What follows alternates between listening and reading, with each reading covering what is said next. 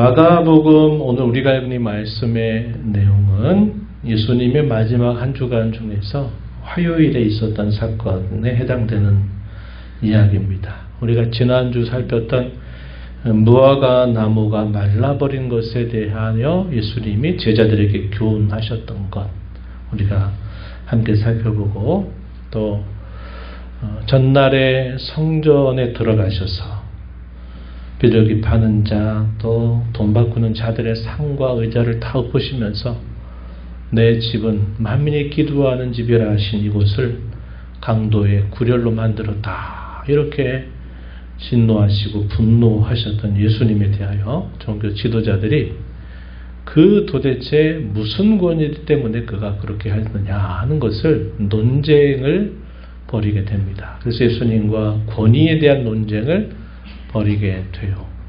그들의 질문에 대해 예수님께서는 오히려 반문하시면서 결국은 그 논쟁이 우습게 끝나버리는 그런 일이 있었다는 것을 우리가 살펴봤습니다.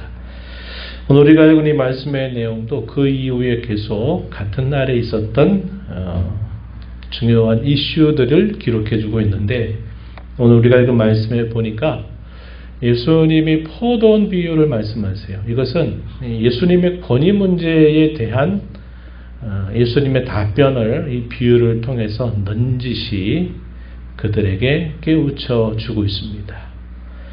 예수님의 권위가 어떠한 권위인지 또 그들이 그 권위를 얼마나 멸시하고 무시해 왔는지에 대한 내용들을 비유를 통해서 예수님이 가르치시고 그 다음에 이제 우리가 읽은 말씀을 보니까 데나리온 하나를 가져와 가지고 데나리온이 이것을 쓰고 가지고 결국 세금을 바치느냐 안 바치느냐 하는 문제를 가지고 예수님께 또 논쟁을 거는 이야기들이 오늘 본문 속에 소개가 되고 있습니다. 그래서 이런 내용들을 살펴보면서 또 오늘도 우리에게 주시는 교훈에 귀를 기울여 보겠습니다. 먼저 1절부터 12절에 있는 내용은 예수님의 마지막 비유라고 할 수 있는 내용이 소개됩니다. 소위 포도원 비유에 대한 말씀이에요. 예수님은 비유를 많이 사용하셨어요. 그래서 천국에 대한 여러 비유들을 여러 가지로 소개하셨습니다.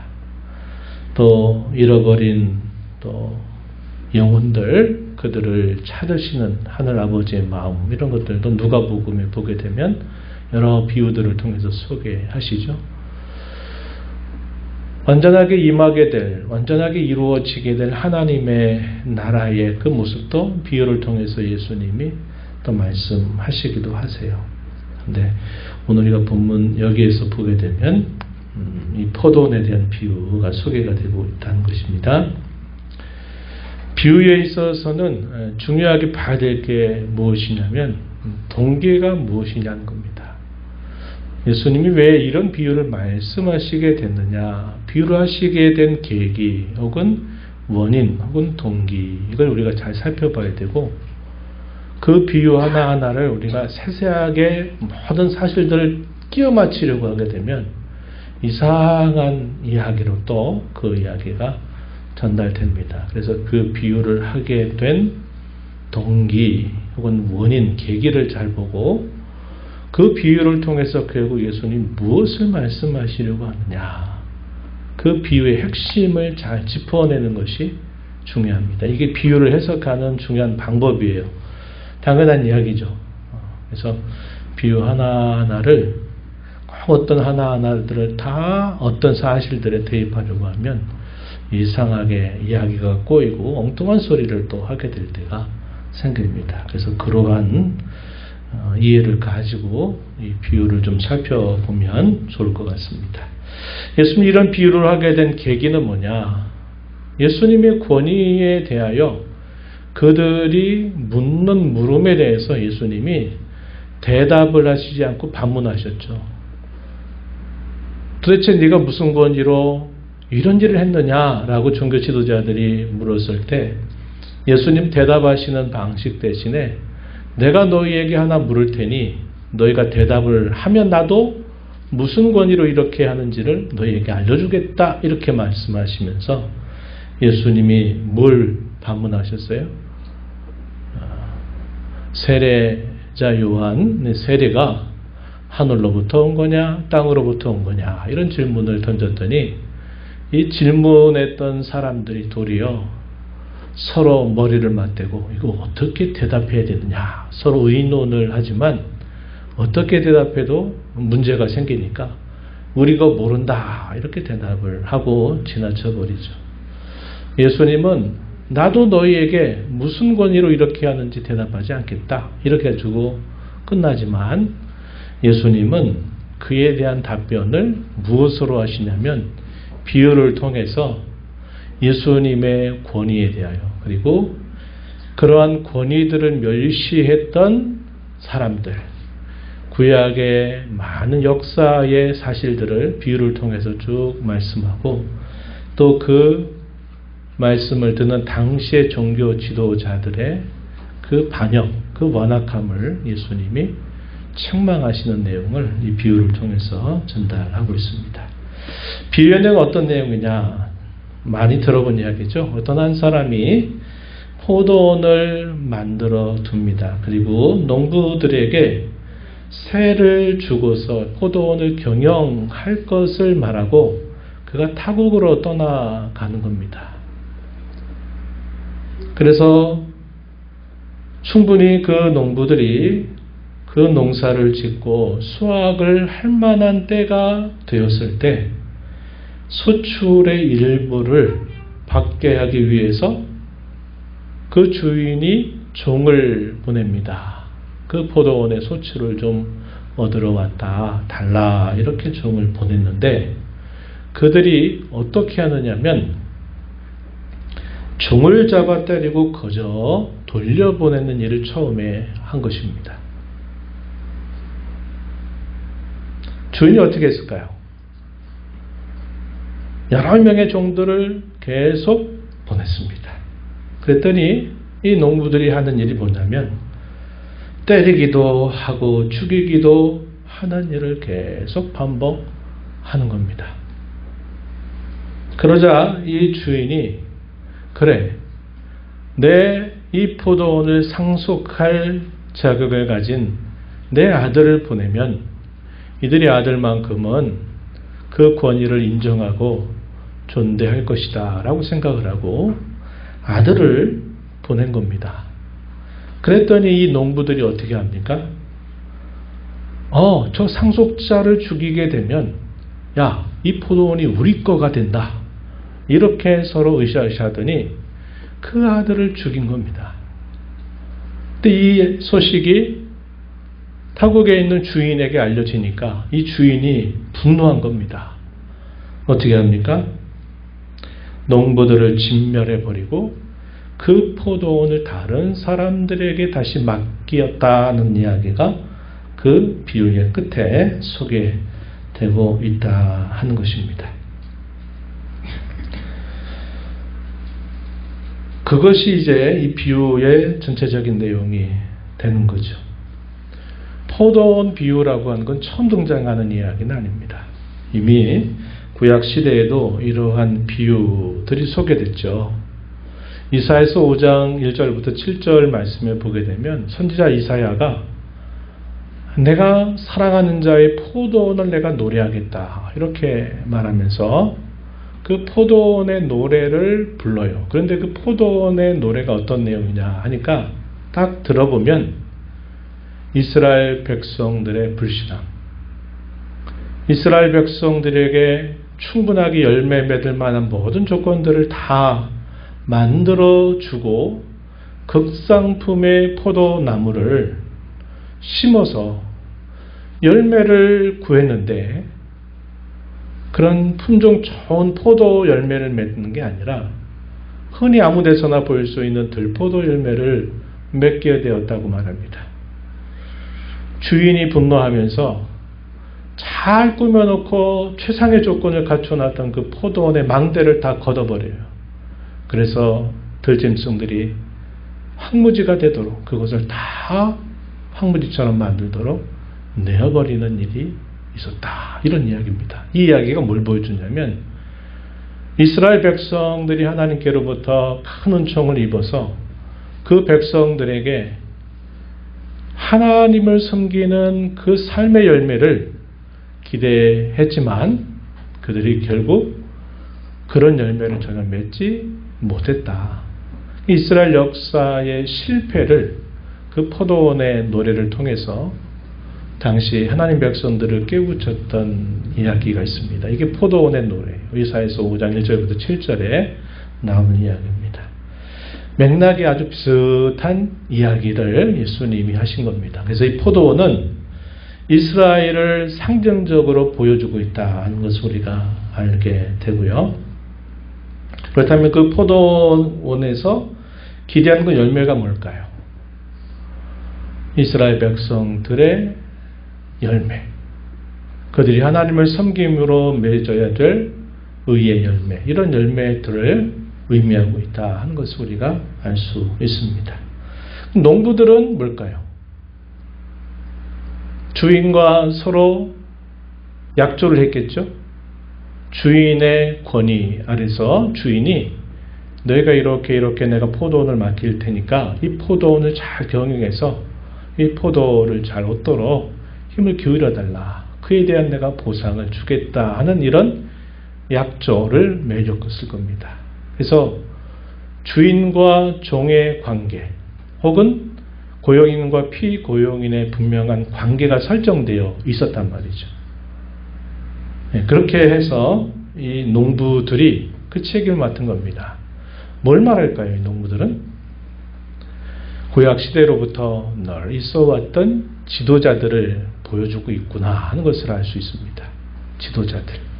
하나님의 백성들을 잘 이끌고 그들을 잘 해서 그들이 좋은 열매를 맺게 하는데 그 목적이 있다는 사실을 이걸 통해서 이야기해 준 것입니다. 시간이 지날 만큼 지나가지고 종들을 보냈대요. 이 종들이 뭘 의미하겠습니까? 구약시대에 선지자죠. 선지자들을 의미합니다. 그 선지자의 권위는 주인의 권위와 같아요. 그렇죠? 그 선지자는 하나님의 말씀을 대언하는 자들이었습니다. 그래서 그 선지자의 말은 곧 누구의 말이죠? 하나님의 말씀이죠. 그들은 똑같은 사람이긴 했지만 그들이 선지자로서의 메시지를 전하는 것은 곧 그들의 권위, 그 말 자체가 곧 하나님의 권위와 같다는 겁니다.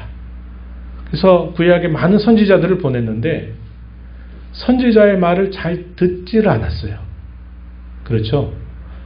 완전히 안 들은 건 아닙니다. 신실한 자들은 어떤 상황 속에서도 그런 말씀을 듣지만 당시에 종교 지도자들 이스라엘 백성들을 잘 꾸리고 잘 이끌고 해서 역할을 맡은 그런 지도자들의 경우에는 대부분이 그 선지자를 멸시하고 무시한 겁니다. 심지어 죽이는 일을 서슴지 않았죠. 우리가 분열왕국의 역사를 보게 되면 막 선지자들을 죽이고 사울도 또 그런 일을 행하고 선지자들을 죽이는 일들이 대단히 많았습니다. 그래서 이 비유의 이야기는 구약 시대부터 계속 있어 왔던 그 이야기를 말하는 거고 비유를 듣고 있었던 당시 종교 지도자들 자신도 이 그룹 안에 농부라고 하는 이 그룹 안에 포함되어 있는 사람이었어요. 그래서 이 주인이 계속 종들을 보냈는데 보낸 종들을 계속 멸시하죠. 그 멸시는 결국 주인의 권위를 멸시하는 것과 똑같은 것입니다. 그죠? 그리고 나중에는 그 타국에 있는 주인이 아들을 보냈다고 그랬어요. 아들은 더더군다나 권위에 있어서는 바로 그 주인의 권위와 같고 상속자의 권위를 가진 그런 권위 있는 사람이죠. 그래서 이 주인은 아들만큼은 존대하겠지. 나와 같은 권위를 가진 이 아들에게만큼은 안 그러겠지라고 생각을 하고 이 아들을 보냈는데 이 농부들이 어떻게 했냐면 열매는커녕 야, 저 상속자 죽이면 이게 다 우리 거 된다. 이렇게 해가지고 그 아들을 죽였다는 겁니다. 뭘 말할까요? 종교 지도자들이 하나님께서 보내신 메시아이신 예수 그리스도를 하나님의 권위로 받아들이질 않고 오히려 그를 우리가 어떻게든지 처단하고 죽이면 다 이제 우리가 여태까지 해왔던 대로 종교의 모든 기득권들을 우리가 가지고 계속 이렇게 할 수 있다는 겁니다. 그러나 저 예수라고 하는 사람을 남겨둔다면 계속 우리의 아픈 부분, 우리의 그 고통스러운 부분을 계속 찔러대는 일을 하는 거죠. 외식하는 자들이다. 심지어는 독사의 자식들이다.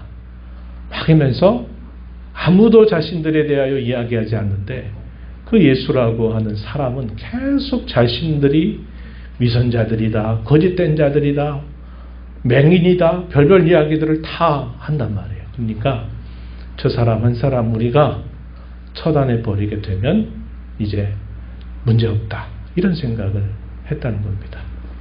이 비유의 이야기가 결국 뭘 보여주겠어요? 하나님의 권위를 가지고 이 땅에 오신 예수님의 그 권위. 예수님은 그러한 권위를 가지고 성전을 정결하게도 하시고 그 지도자들로 하여금 깨우쳐서 그들의 잘못으로부터 회개하고 돌이키기를 촉구하는 일들을 하지만 이들은 전혀 그런 것에 미동조차 하지 않고 회개하기는커녕 그것을 그렇게 말을 하는 그 예수님을 어떻게든지 책 잡아서 죽이려고 하는 일들을 계속하는 겁니다. 권위에 대한 반역이죠. 그것을 이 비유가 보여주고 있다 하는 겁니다. 이러한 자들을 어떻게 하겠다고 비유의 결론에서 말합니까? 이들을 진멸해버리고 다른 사람들에게 맡길 것이다 라고 말하는 겁니다.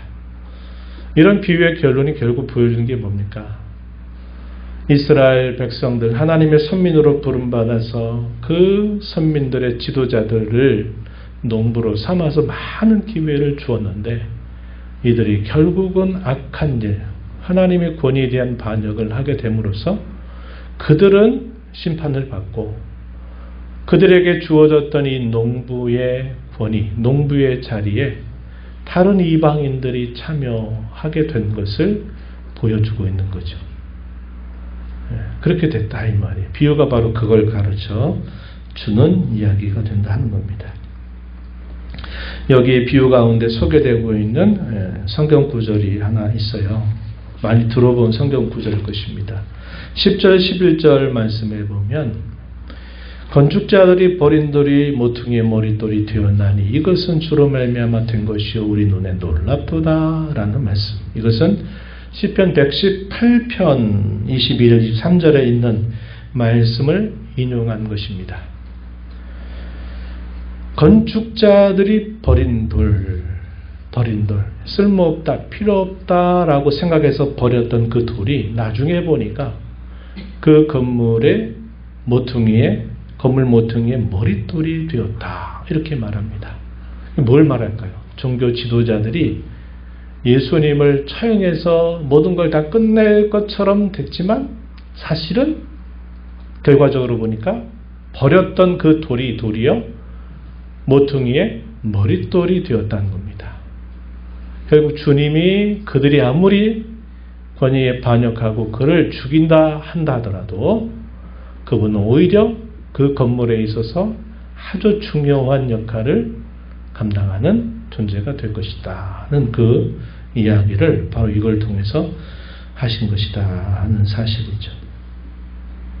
그래서 우리가 이 비유를 통해서 당시에 예수님의 권위에 대하여 도전했던 그 종교 지도자들, 그들은 권위에 대한 반역자들이다 하는 사실을 보여주고 또 그들에 대한 심판과 그들을 대신하는 다른 대체자들이 앞으로 일어나게 된다 하는 사실을 이 비유를 통해서 분명히 보여줍니다. 그래서 구약의 역사를 쭉 되돌아보게 해주는 내용들이 이 짧은 비유 안에 포함되고 있음을 우리가 확인할 수 있다는 겁니다. 그래서 계기는 권위 문제에 대하여 도전했던, 문제를 야기시켰던 그 종교 지도자들에 대하여 예수님이 넌지시 비유를 통해서 답변하셨어요. 근데 그 답변의 이야기를 종교 지도자들이 알아들었어요? 못 알아들었어요? 다는 몰라도 이거 우리 들으라고 하는 이야기다 하는 건 알아들었어요. 어떻게 그들이 반응했습니까? 12절, 예수의 이 비유가 자기들을 가리켜 말씀하신 줄 알고 찾고자 했지만 무리를 두려워해서 예수를 두고 갔다, 이렇게 표현했습니다. 회개하라, 그때라도 돌이킬 수 있는 기회를 주시는 것이지만 그들은 그 찔림을 가지고 잘못을 회개하는 태도를 보인 게 아니라 그 찔림에도 불구하고 마음을 더 완악하게 해서 그 말을 하는 예수님 자신을 잡아서 어떻게든지 처단해야 되겠다 하는 생각을 한 거죠. 이 마음이 강팍해지는 그런 자들의 모습이 분명히 나타나고 있다 하는 것을 이 비유가 보여주고 있는 것입니다. 그리고 나서 많은 시간이 흐르진 않았을 거예요. 이 종교 지도자들이 서로 또 작당을 한 겁니다. 바리새인과 헤롯 당들이 함께 모여가지고 평상시는 안 그러다가도 예수님을 처단하는 일에 있어서는 또 같이 또 서로 작당을 한 겁니다. 그래가지고 사람을 보내가지고 예수님이 답변하기 어려운 질문을 또 하나 던졌어요. 그게 뭐냐 하는 것, 우리가 많이 기억하는 이야기인데, 세금을 바치는 문제를 예수님에게 물었던 것입니다. 14절 끝부분에 가서 보면은 이렇게 말해요. 앞에서 한 말들은 다 뭘까요? 아첨 같은 매식하는 말이죠. 당신은 대단히 뛰어나고 훌륭하신 분입니다. 말은 이렇게 해놓고 그들이 말하고자 하는 핵심이 이제 뒤에 소개가 되는 거예요. 14절 뒷부분에 보니까 가이사에게 세금을 바치는 것이 옳으니까 옳지 아니하니까 우리가 바치리까 말리까. 첫 번째 질문은 조금 거리감이 있는 질문인데, 그 다음 질문은 같은 내용인데 조금 더 실제적인 질문을 던지는 거죠. 세금을 바치는 게 옳습니까 옳지 않습니까 묻고서는 그 다음 질문, 우리가 바쳐야 됩니까 바치지 말아야 됩니까, 이렇게 두 번 질문을 예수님에게 했습니다. 예수님께서 어떻게 대답하셨어요? 데나리온 하나를 좀 보여달라고 얘기하셨어요. 데나리온은 로마의 화폐죠. 데나리온은 장정한 사람이 하루를 일해서 버는 돈의 양을 우리가 한 데나리온이라고 불러요. 근데 그 데나리온이라고 하는 동전의 양면에 어떤 글이 소개가 되어 있느냐. 먼저 16절 보면 이 형상과 이 글이 누구의 것이냐 예수님이 물으셨어요. 이 형상과 이 글. 그래서 데나리온의 한쪽 면에는 하나의 형상이 기록되어 있어요. 들어가 있습니다. 그리고 또 한 면에는 글씨가 있어요. 이에 대하여 여러분들 간단하게 소개를 해드리면, 주후 6년에 로마인들이 공물을 거두는 제도를 도입했습니다. 유대인들에게 공물을 바치라고 하는 것을 도입하게 되면서 유대인들이 이거에 대해서 아주 혐오하는 조항을 막 하기 시작했습니다. 바치라는 거예요. 그거에 대해서 싫어하는 거고, 이것에 대해 가장 예민한 반응을 보였던 당시의 종파가 바로 이 헤롯당입니다. 헤롯당. 이 헤롯당은 소위 민족주의자들을 의미하는 겁니다. 그러니까 민족주의라고 하는 유대인 선별 사상을 강조해서 당시 로마의 속국으로 있는 이 유대인들을 해방시켜야 된다 하는 쪽에 대단한 관심을 가지고 있었는데, 그들이 봤을 때 이 로마인들에게 공물을 바치는 것은 유대인들에 대한 반역이다, 이렇게까지 여기고 있었다 이 말이죠. 그러니까 유대인 그 헤롯 땅에 속해 있는 사람, 그리고 바리새인 서로 작당해 가지고 이 사람을 보내가지고 바쳐야 됩니까? 말아야 됩니까? 이런 질문을 던진 것인데, 이 형상과 글을 좀 소개해드리면, 한쪽에는 가이사의 형상이 새겨져 있습니다. 로마 황제의 형상이 새겨져 있어요. 그리고 다른 한쪽에는 글귀가 써 있습니다. 어떤 글귀가 써 있냐면, 신적인 아우구스투스의 아들, 이렇게 표현되어 있습니다.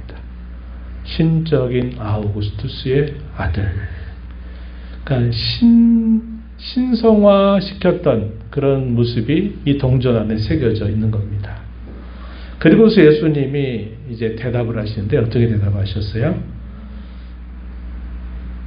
17절 말씀에 가이사의 것은 가이사에게, 하나님의 것은 하나님께 바치라, 이렇게 대답을 하셨습니다. 지금 그들이 질문한 것은 바쳐야 됩니까? 말아야 됩니까? 이렇게 말하는 거예요. 만약에 바쳐야 된다라고 말하면 당신은 유대인이면서 지금 그렇게 말하냐, 그래가지고 백성들의 반감을 일으킬 수 있는 그런 빌미를 주고자 하는 것이었고, 만약에 바치지 말라 그러면 로마법에 대한 저촉입니다. 로마 당국에 이 예수라고 한 사람이 그거 세금 바치지 말라고 했다 고발하면 이게 이제 하나의 책잡을 거리가 된 겁니다. 그런데 예수님은 가이사의 것은 가이사에게, 하나님의 것은 하나님에게, 양자택일을 물었던 그들을 향하여 예수님은 그들을 그대로 두 개 중에 하나다 이렇게 말하는 게 아니라 가이사의 것은 가이사에게 바치고 하나님의 것은 하나님에게 바쳐라, 이렇게 대답하신 겁니다. 여긴 중요한 원리가 스며 있는데, 우리가 많이 생각해 보는 이중왕국에 대한 이해가 있어야만 돼요. 그러니까 지난번 청교도들이 왕국을 이야기할 때 크게 두 가지를 생각한다 그랬죠. 하나는 정치적인 왕국을 의미하는 권능의 왕국이라고 부르는 영역이 있고, 또 하나는 은혜의 왕국이라고 부르는 겁니다. 즉 하나님의 나라를 말하는 거예요. 그럴 때 하나님이 이 두 가지를 동시에 통치하시는 온 우주의 왕이세요. 그렇죠? 자기 백성들을 은혜로 통치하시는 면이 분명히 있고, 또 세상의 모든 나라들을 일으키기도 하고 또 넘어지기도 하고 흥하게도 하고 망하게도 하시는 그런 권세를 하나님이 가지고 계신 겁니다. 그래서 하나님은 한편으로는 은혜의 왕국의 왕으로서 자기 백성들을 다스리고, 또 하나는 권능의 왕국의 진정한 왕으로서 세상의 모든 정치적인 나라들도 역시 하나님이 주관하신다는 거예요. 이게 이중왕국이라는 거예요. 우리도 그렇잖아요. 그죠? 우리 대한민국이라고 하는 국적을 가지고 있으면서도 또 우리에게 또 하나의 국적이 있잖아요. 그게 뭡니까? 예수님 안에, 그의 은혜의 왕국 안에 내가 그의 백성으로 살고 있다고 하는 또 하나의 국적이 우리에게는 있는 사람들이에요. 그럼 여러분의 삶 속에서 더 우선적인 게 뭘까요? 하나님 뭘 기뻐하실까요? 은혜의 왕국이 우선돼야 되겠죠. 물론 어떤 신자 중에는 아직 안 그런 사람이 있을 수 있어요.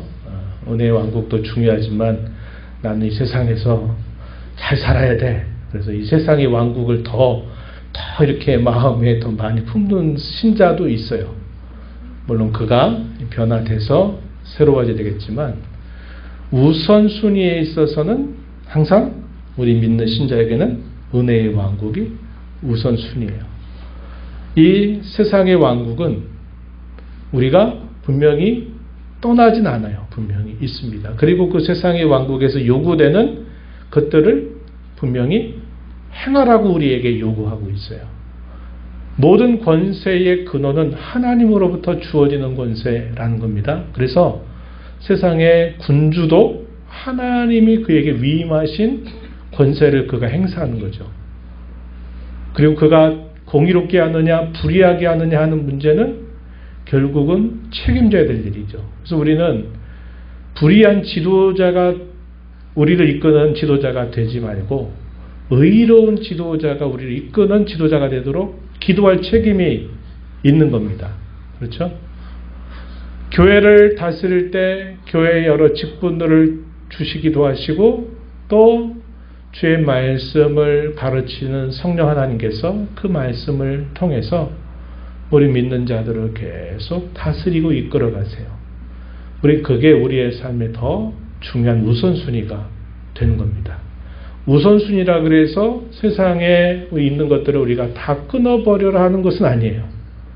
그래서 예수님이 우리에게 잘 가르쳐준 표현, 제가 여러분에게 자주 소개하는데 한번 따라해 보실까요? 세상에 살지만 세상에 속하지는 않았다. 네, 이 말이요. In the world of not world 이런 말이에요. 세상에 살기는 하지만 세상에 속한 자가 아니다 그랬어요. 이건 우리가 두 왕국을 살고 있을 때 우리의 우선적인 우리의 관심은 세상에 속하지 않았다는 거예요.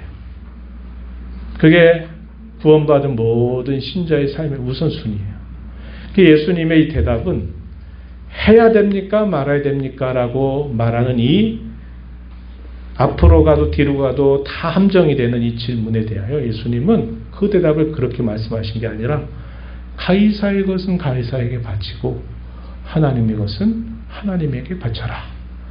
이렇게 말씀하셨지만 이 말씀의 속뜻에는 뭐가 있을까요?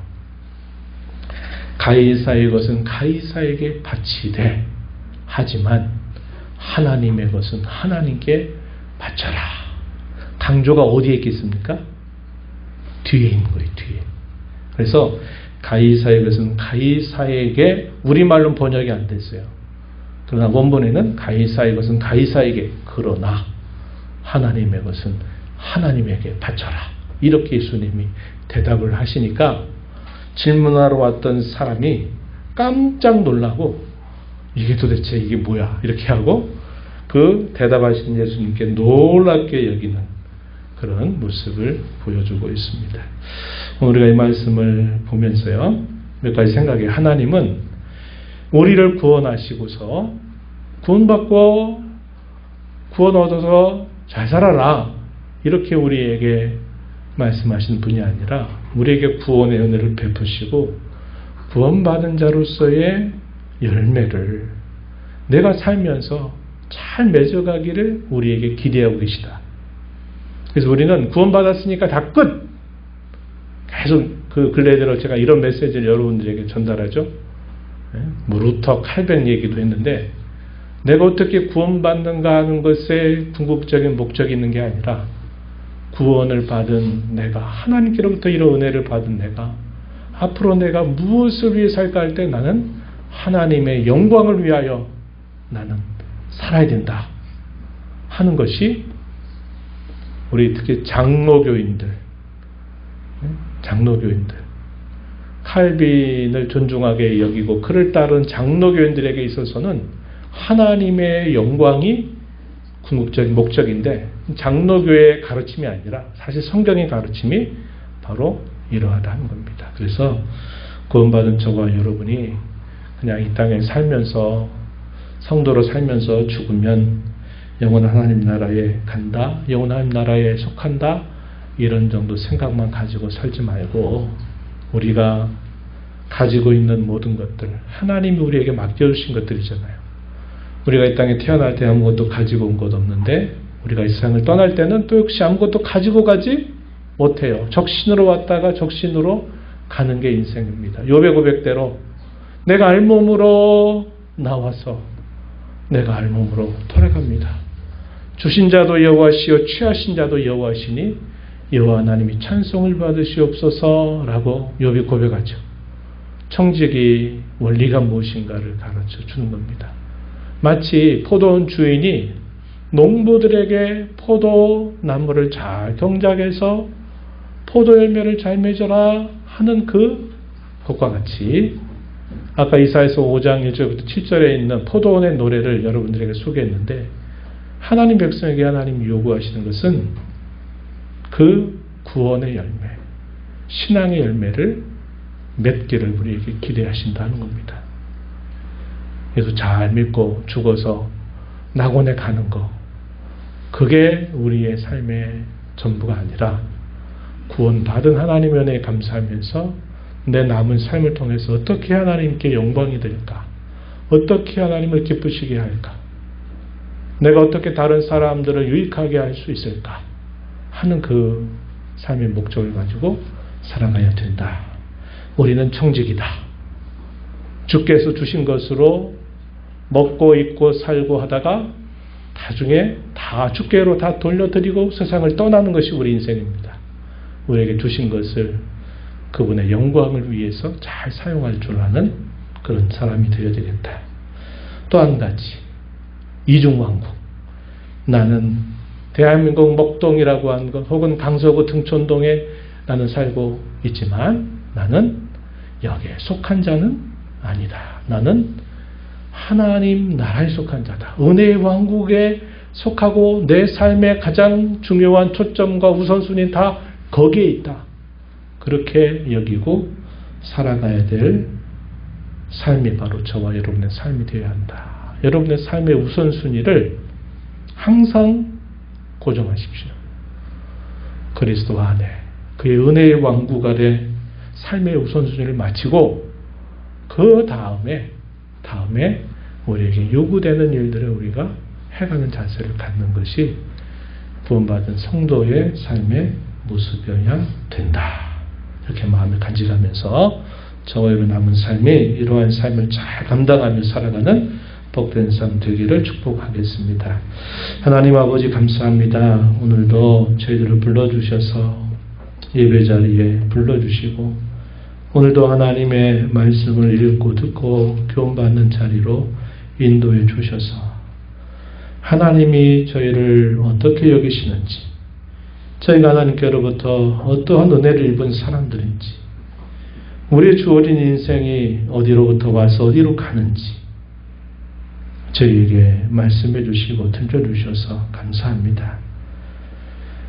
내가 어떻게 구원받을까에 우리의 삶의 궁극적인 목적이 있는 것이 아니라 구원받은 내가 무엇을 위하여 살까? 먹든지 마시든지 오직 하나님의 영광을 위하여 살라 하신 그 말씀 따라서 신앙의 열매 잘 맺고 하나님의 의를 이루어가는 그런 삶을 힘써 가도록 저희들을 인도하여 주시기를 간절히 바라옵나이다. 예수님 이름으로 기도하옵나이다. 아멘.